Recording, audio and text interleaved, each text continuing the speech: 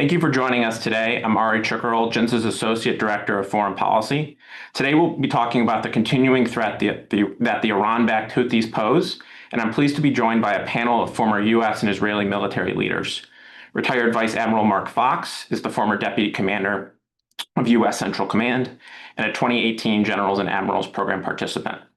Retired Lieutenant General Sam Mundy is the former commander of Marine Forces Central Command and was a 2022 JINSA Generals and Admirals Program participant.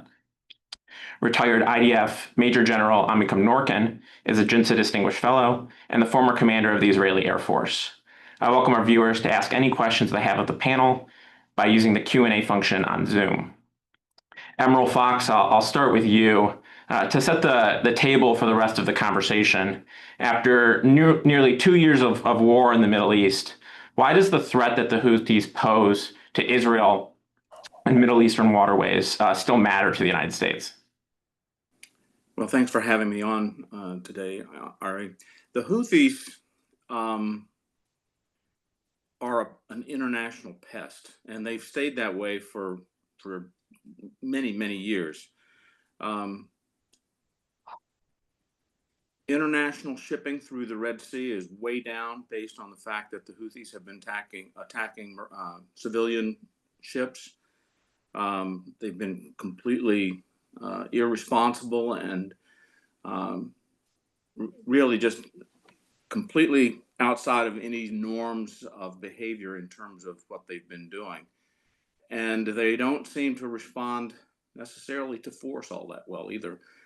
You forget that, the Houthis are up in the northern part of Yemen, and that's exceedingly high terrain, big mountains. I mean, Sana'a, I think, is at 8,000 or 9,000 feet elevation. And so they've got some really tough terrain to find them in. They have been also responsible for, they've launching against the Saudis. They've been obviously launching against Israel in the recent past, and they're an international threat just based on their reckless behavior. General Norkin, how have the Houthis been attacking Israel and ships in the Red Sea recently, especially since the 12-day war in June? There have been reports of them using cluster munitions. Are these attacks more of the same that we've seen over the last 2 years, or are they doing something different recently? Well, thank you for having me, especially with the two former generals. As General Fox mentioned, they act against the Israeli ships, and because of that, the port in the city of Eilat is almost closed. So there is no, let's say, commercial activities in our southern port. And as you all know, the traffic in the Suez Canal is also a minimal traffic since the Houthis start to act more than 2 years ago. So the effect is an international effect. It's a global issue, and we need to understand it's not just an Israeli or American issue. And then when we are talking about Israel, they are using the same, let's say, weapons, the ballistic missiles, and the drones and the cruise missiles. Those three different kinds of weapons, they already use it 100 times, and they keep using it. And in the last week, we defend Israel from 2 ballistic missiles and more than 10, let's say, cruise or UAVs that tried to penetrate to the Israeli airspace. Unfortunately, a week ago, one of them hit 20 meters from the Eilat airport. So those ammunitions, they are using them since day one. It's not, let's say, the main threat in our seven-front war, but as usually those terror organizations, and the Houthis are much more than terror organization. They are, let's say, more like a terror military, and they forced us to defend our people, and every few days, hundreds of thousands of citizens need to get into a shelter because of the Houthis' ballistic missile. So this is something that we cannot accept in one end. The other end, because of the distance, 2,000 kilometers from the Israeli border, it's a challenge for us to hunt and to cut all or each of the launchers, which is the main threat for Israel, the ballistic missiles. For that, we need to be there and to have a much better intelligence. So the way we acting by attacking targets that have some effects over the Houthis, the port, energy, headquarters, commanders, and of course the Houthis government. And by that, we try to reduce the Houthis willing to use the Houthis capabilities, but I'm not sure that we can do it and to avoid, let's say, to push it to the zero launchers. They will always have another one, and they will try to launch another missile and another missile. So it will be a challenge for Israel till the end of the war. Thank you. I want to get back to how Israel has maybe changed its operations and over time, but want to first bring in General Mundy on a point you were just making, General Norkin, on deterrence. General Mundy, what does the Houthi threat continuing after U.S. and Israeli strikes? Obviously, Israel is still conducting occasional strikes, and the U.S. launched a massive campaign over 7 weeks from March to May. So what is the Houthis continuing to fire reveal about abilities or how we should structure our efforts to degrade or deter a group like the Houthis?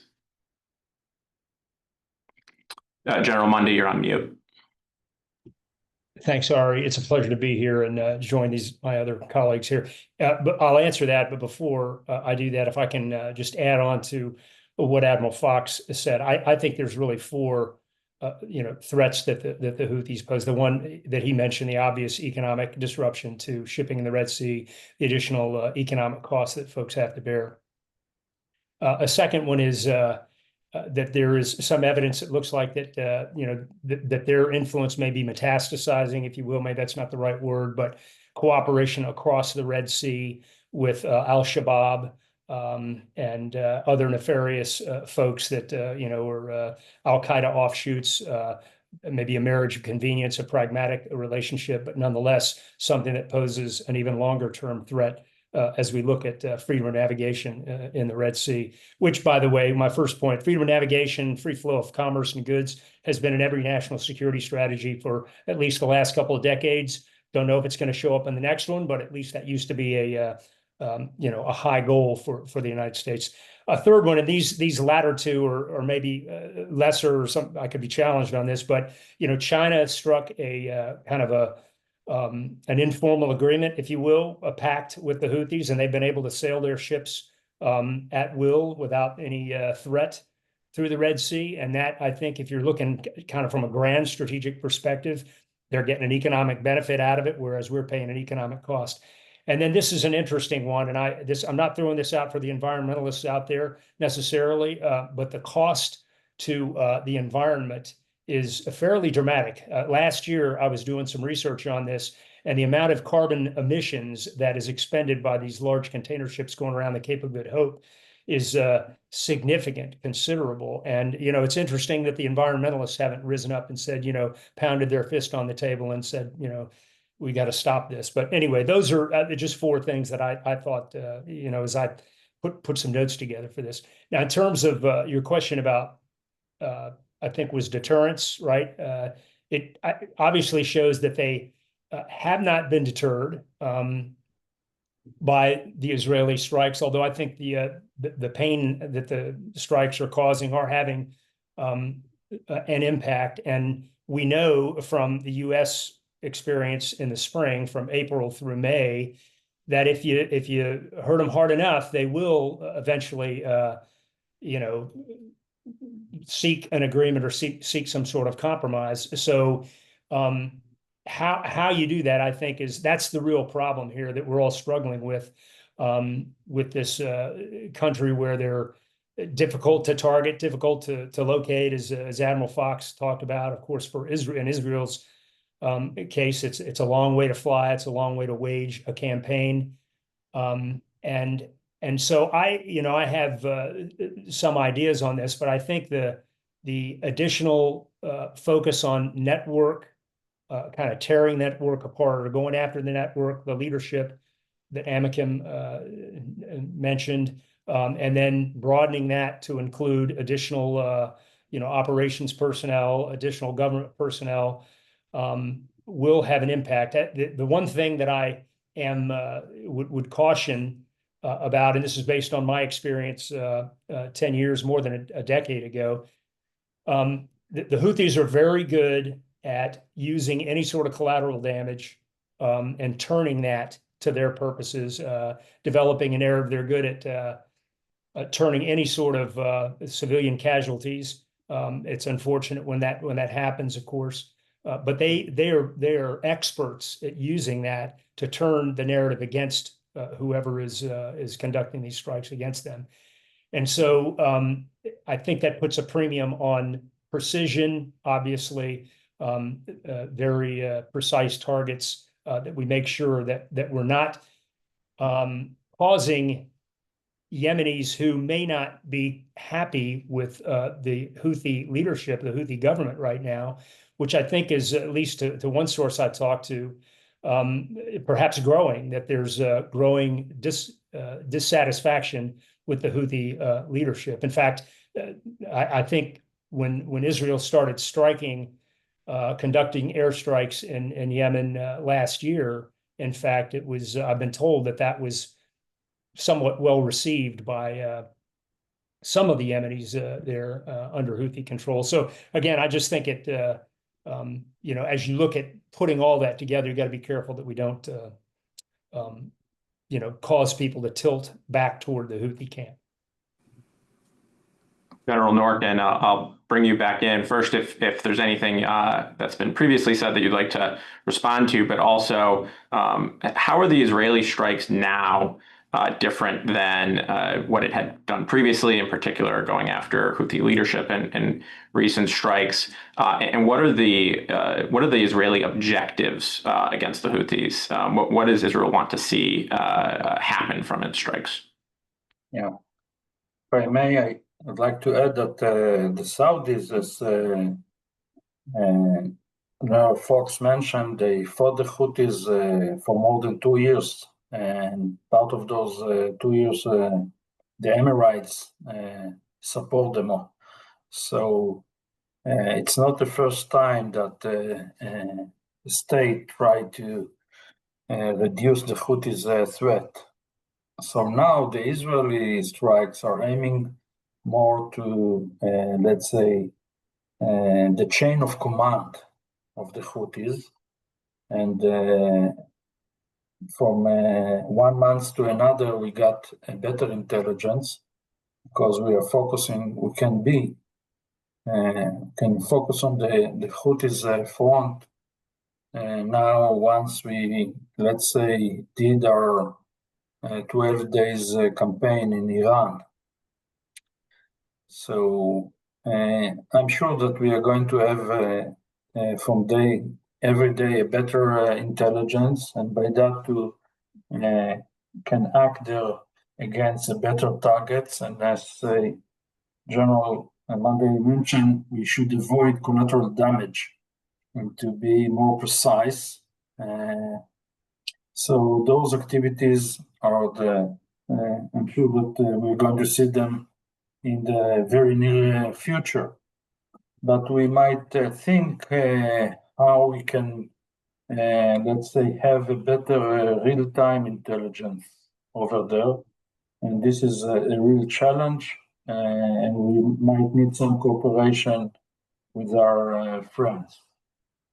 And the strategic goal is to reduce the threat to a minimum threat and to open again the Red Sea for the Israeli civilian ships and to open the Eilat port. Those are the strategic goals, and I think that as any other organization, we are reducing the threat, but you cannot avoid it or reduce it to zero threat. So it will always be there, but with all our assets and all our operational diplomatic capabilities, we need to reduce it to the minimal threat, not just for Israel, also for the neighborhood. During the 12-day war against Iran, Israel was conducting long-range operations, long-range airstrikes, refueling. Were there lessons learned for those kind of long-range operations that it has applied into to its campaign against the Houthis now? Absolutely. You know, when I was a squadron commander, F-15 squadron commander, I flew to Yemen. It was the year of 2000, because we tried to have better intelligence against the Palestinian weapon ship at that time called Karin A. They tried to smuggle a lot of weapons from Iran through Yemen to Israel. So it was a very special mission at that time, very long distance mission. But today, for the Air Force to fly to Yemen, it's almost becoming a daily routine mission because most of our squadrons already been in Tehran. So all the lessons that we learn, we are using them to do it in a better way, but it's always not a simple mission. And now, when we are talking in this webinar, I can hear from my home window the noise from Gaza, because I'm living 30 kilometers from Gaza, and the IDF is acting now in Gaza. So, and at the same time, we attacked an hour ago in Lebanon. So, although we are almost 2 years after October 7, we are still managed more than one front. And it's become even more complicated because there is also a diplomatic pressure over Israel and the legitimacy of our activities. There is a challenge at the legitimacy for Israel. So we should consider all those parameters once we need to act against the Houthis. Admiral Fox, if the Houthi problem, at least for the foreseeable future, is one to be managed but not necessarily entirely eliminated, how does that affect how the U.S. should consider force posture in CENTCOM's area of operations going forward? Well, we should always protect our own ships. There's no question about that. One of the things that I think that the Houthis have, I think, surprised all of us in terms of, I think they're producing these weapons themselves now. It's not just a matter of them being smuggled or imported into into Yemen from Iran. There's no question that Iran has supported them, but it certainly appears to me that there's an indigenous capability of building these weapons now in Yemen. So it's, you know, the Red Sea is narrow and it's long, and so with them sitting right there on the Bab el Mandeb, it's a really that's a choke point, and they can target ships. There was an Iranian vessel during a period of time where they were actually sending targeting information. There are essentially rules of the road, highways, if you will, down there where ships go one way and the other ones coming the other way. And you know, the Iranians have been complicit in the anti-ship business some as well. So I think it requires on our part a posture in which we are able to protect our own vessels, protect anything that's American flagged, certainly, and as General Mundy was talking about, freedom of navigation has always been a high priority for the U.S.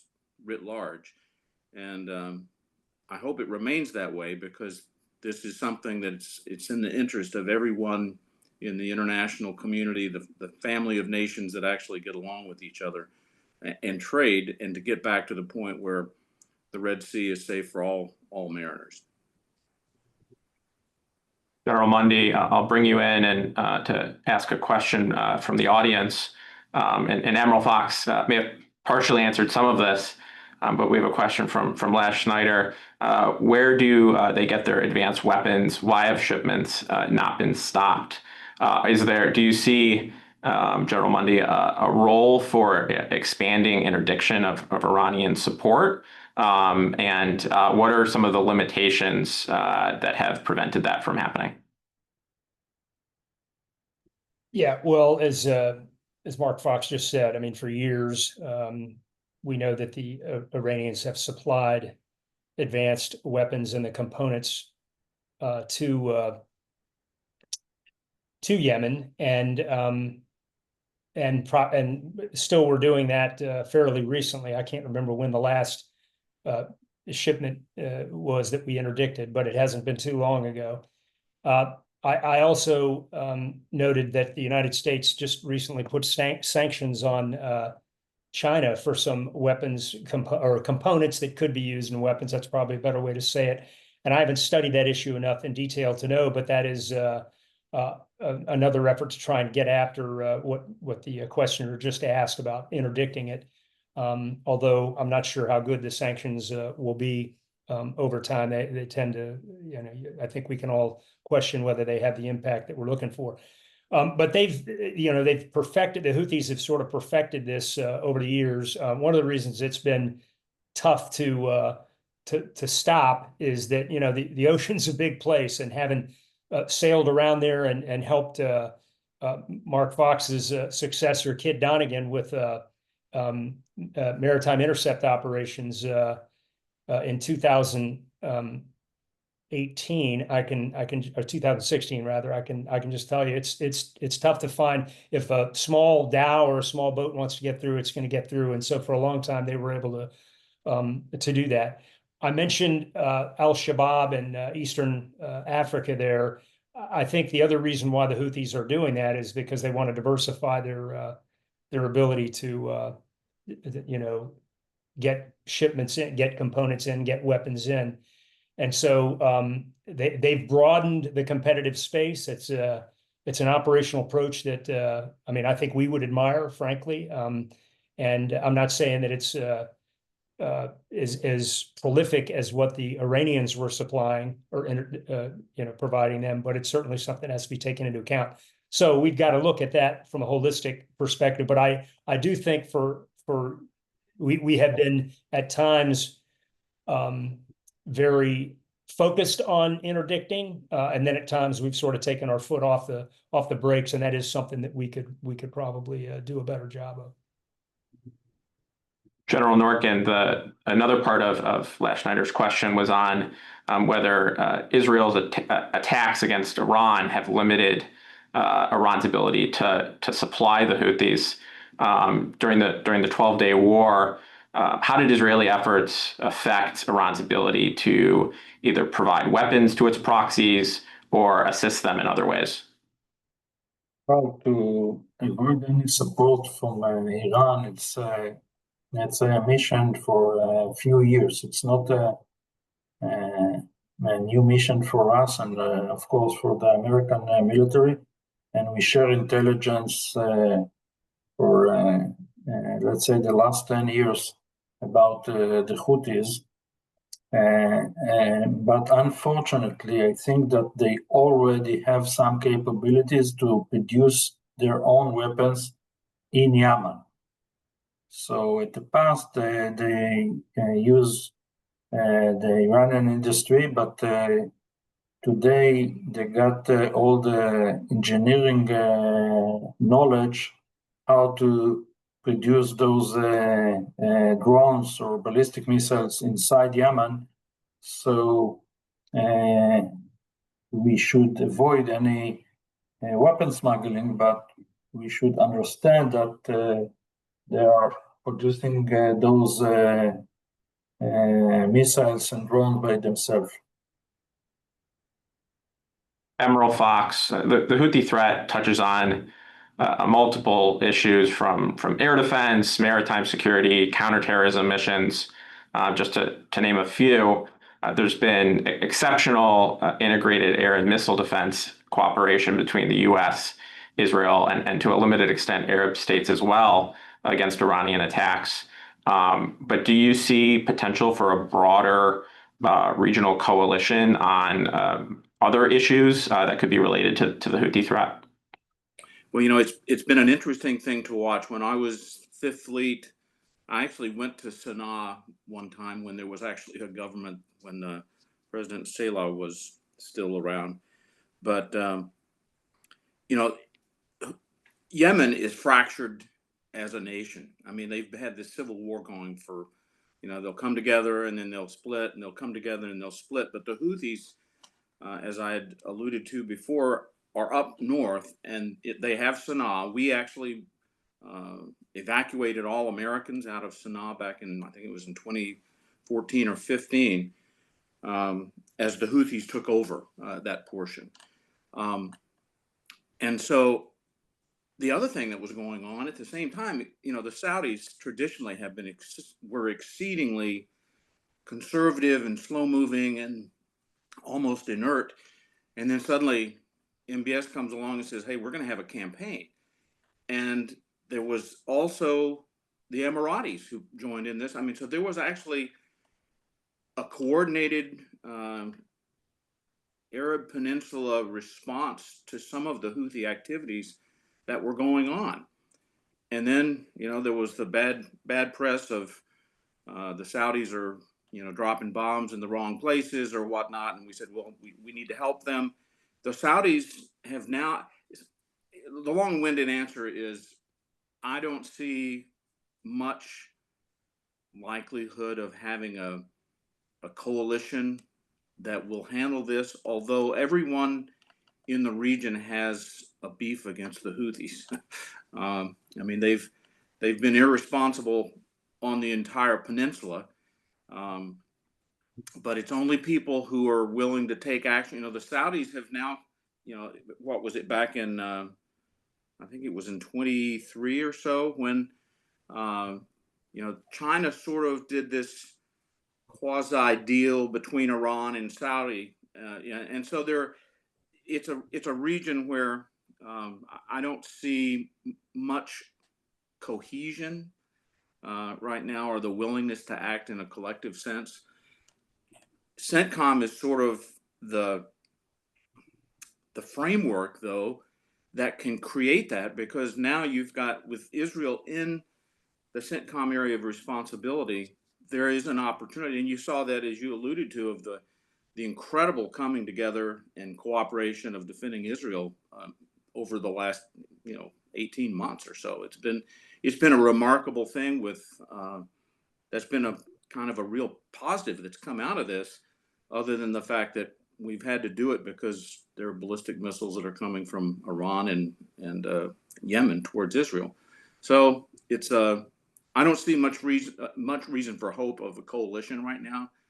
I hope that by the time the Hamas problem in Gaza is settled, that will also, I think, remove one of the regional irritants that would kind of create perhaps the impetus for people to work more closely together.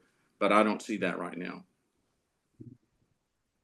General Mundy, you've previously written, including for JINSA, about developing a possible rapid reaction force with Gulf states or Israel in the Middle East.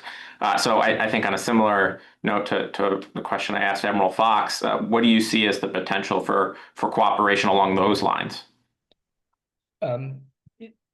I share the same skepticism about whether or not they will come together. Right now, Saudi Arabia is focused on implementing the Crown Prince's Vision 2030, I think you know, and that is a comprehensive transformation effort of all facets of the Saudi government, their military, for example. And so they I think have prioritized that over getting involved in another coalition effort, for example, or getting sucked into the tar pit there in Yemen, which they have already done. And then I think they're related to that, there's kind of a once bitten, twice shy aspect of this.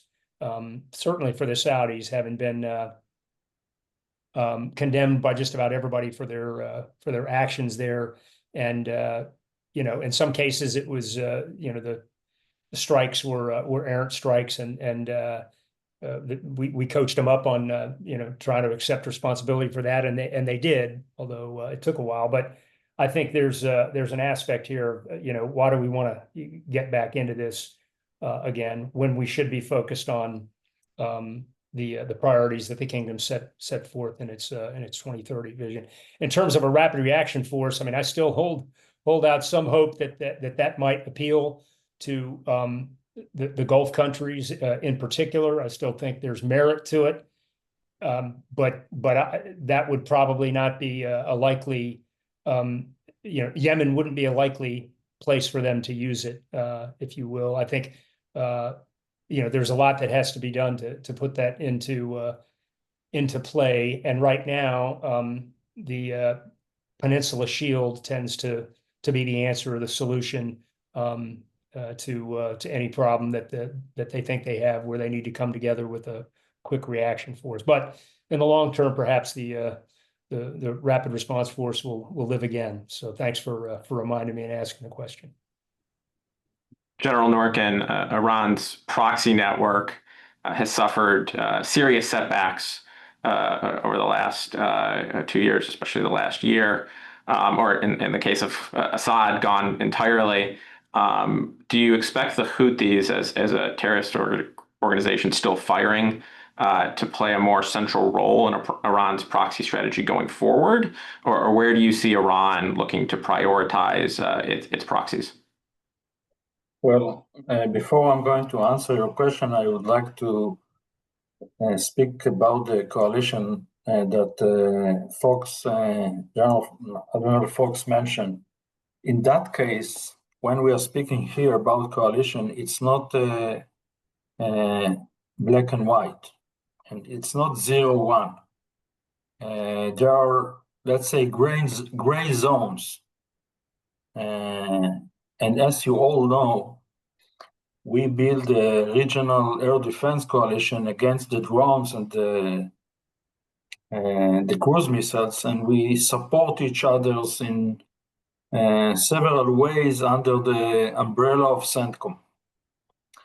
So I think that we should try to build some cooperation, and I'm not dreaming about Saudi's F-15 flying together with the Israeli F-15 above Yemen, but maybe there are some gray zones that we can share interests, because the interests are the same interest. for all the nations here, considering the Houthis threat. So I'm sure that the military is acting in those areas, and I think that we should understand that there is a gray zone.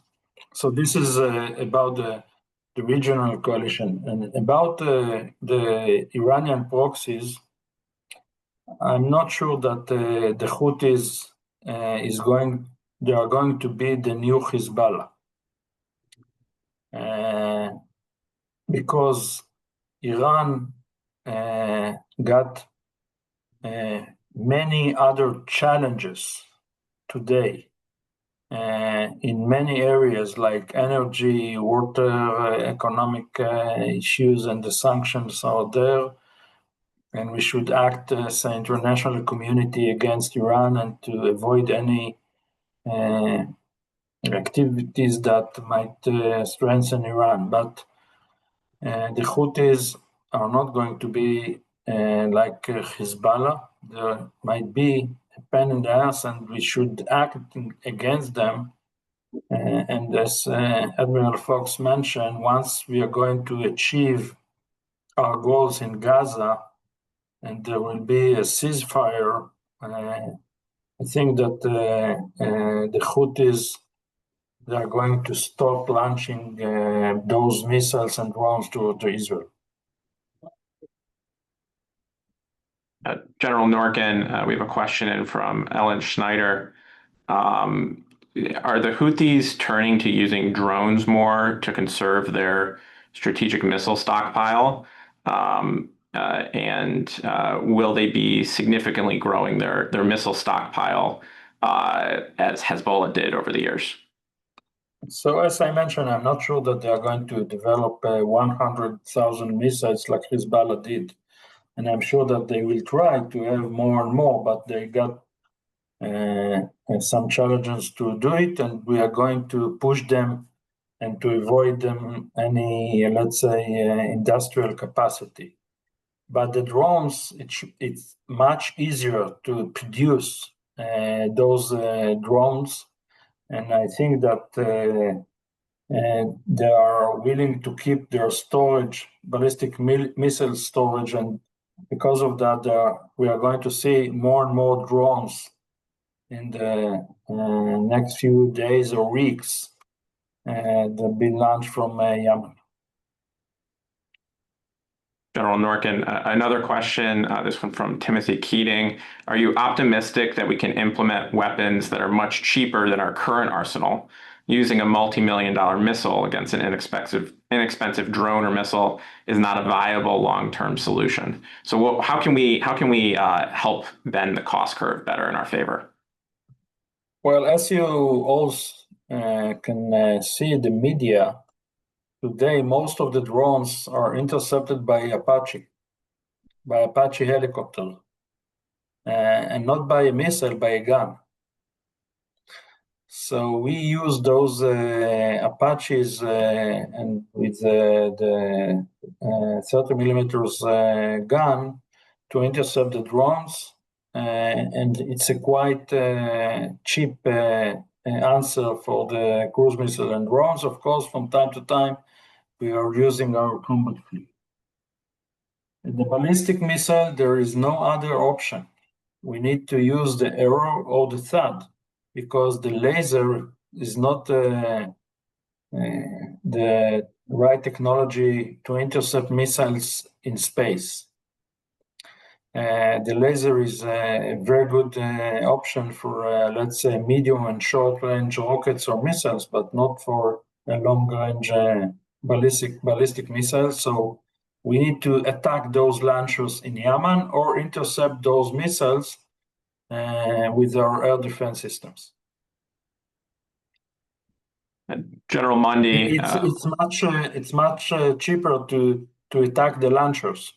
So the challenge there is to have the real-time intelligence where are the launchers. And as a follow-up, General Norkin, how has Israeli intelligence, I think you mentioned it's improved month to month, but what has that enabled on a operational level in terms of Israel's ability to target better? Well, I'm not sure that the Zoom platform is the platform to speak about But yeah, the without intelligence obviously capabilities. without revealing, yes, of course. But I'm sure that we are the intelligence, let's say, capabilities in Israel. They are focused on Yemen, and we are acting with our friends. Of course, the American intelligence share with us some capabilities, and by that we have a better intelligence over Yemen. General Mundy, we've talked a lot about operations from the air. The Saudis and the Emiratis had their campaign that was supporting also ground forces. So over the long term, do you see a need for some kind of ground campaign in Yemen? If not, I don't know that there's any political will in the United States for U.S. forces there. But how should we be thinking about long term potentially uprooting the Houthis from Yemen? It's a great question, and the short answer is yes. In two facets, I think perhaps not enough has been done, or not enough effort has been focused on eroding the support for the Houthis from within. So that kind of was part of my first point there, that an unconventional approach or an asymmetric approach might seek to peel away some of the tribes that are not, completely in line with the Houthis, and so that might cause them to, it might weaken them for sure. They're pretty brutal and repressive, as you know.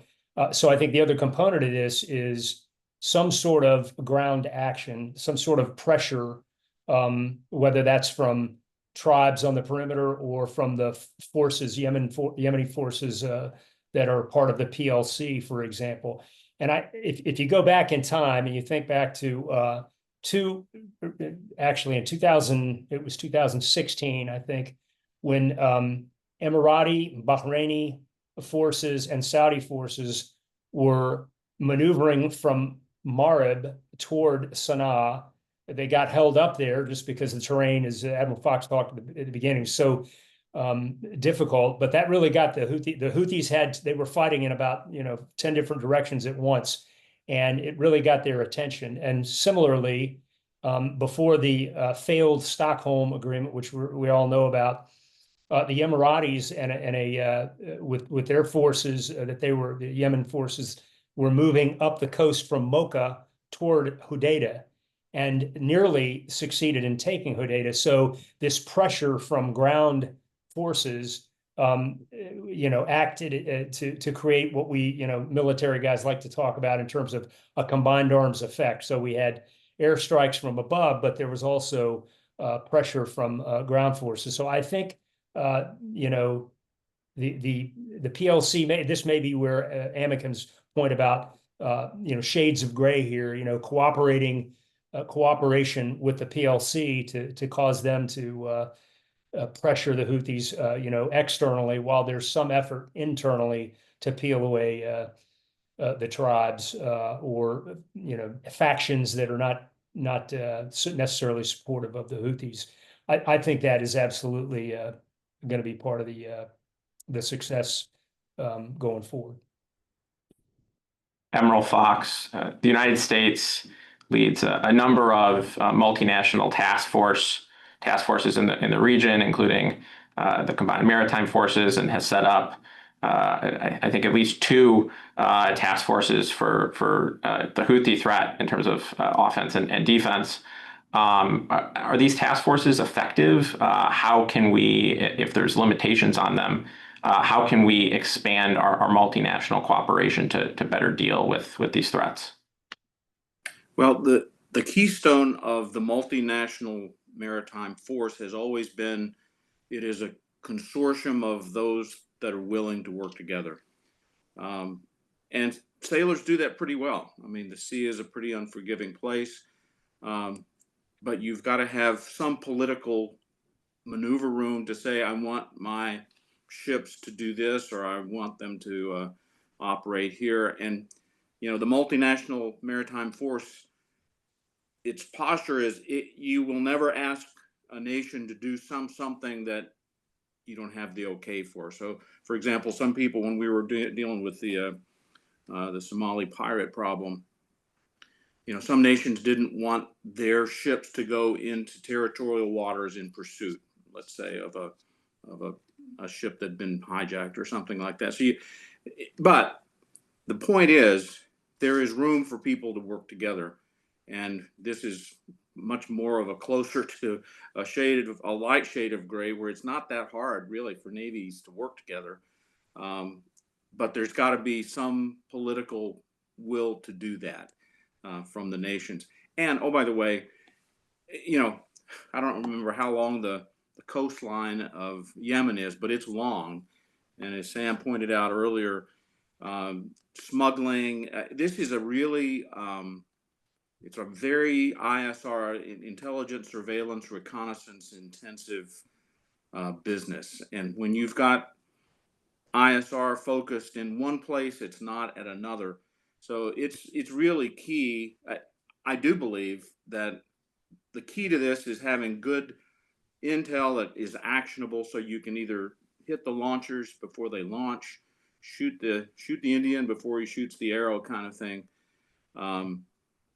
But you've also got to have. I mean, this requires tremendous amount of planning and execution that heretofore we, the U.S., did this 7-week thing back in March and April and into May. And now Israel is certainly in this, you know, based on the fact that they're having to deal with the attacks from Yemen, and so they're very focused on it. And I'm not sure, truthfully, I don't know whether or not there's the political will to, you know, is the juice worth the squeeze to do this kind of thing? It's, you know, you hear some talk in our political circles of, well, you know, we don't have that many ships that go through there anyway, so why should we have to do that? I want us to continue to lead. I want we, the U.S., to be the kind of the framework builder for people to be able to cooperate, because that's the key to success there. But it's a very good question and a very meandering answer that is not satisfactory. Put it that way. Oh, thank you. I think you hit on the key issue, and as we wrap up on our time, just want to turn to our panelists for any final remarks that they have. General Mundy, I'll start with you. General Mundy, you're on mute. Sorry, second time. When I served as the senior military advisor to the Saudi-led coalition, there were a lot of folks that dismissed the threat from the Houthis. They were just a poor, misunderstood mountain tribe, I heard one prominent humanitarian say, and others, you know, were somewhat divided on how much influence, and you've heard this before, how much influence Iran had. There's a Shia as opposed to, or the Iranian 12er Shia, and that sort of thing. So, you know, here we are more than a decade later, and look at what has happened here with the Houthi threat. And so I think this is a prime example is if you don't deal with problems, you know, in their infancy, they're just going to continue to get worse over time. And this is clearly one that has. And so this is not going to be a problem that goes away either. I remain skeptical that even if once Israel completes its operation in Gaza and you know, there are no longer you know, military actions taking place there against Hamas, I will be skeptical that the Houthis, having sort of like a shark tasted blood in the water, will not try and you know, continue to use the means and the leverage that it's now gained in the Red Sea to extort others in the future. So I'll just leave it at that. Thank you. Admiral Fox, any final words? I agree with the comments that were just made there by General Mundy. This is, it's not an unsolvable problem, but it's a really, really difficult problem. And at the end of the day, there is Yemen is not a country.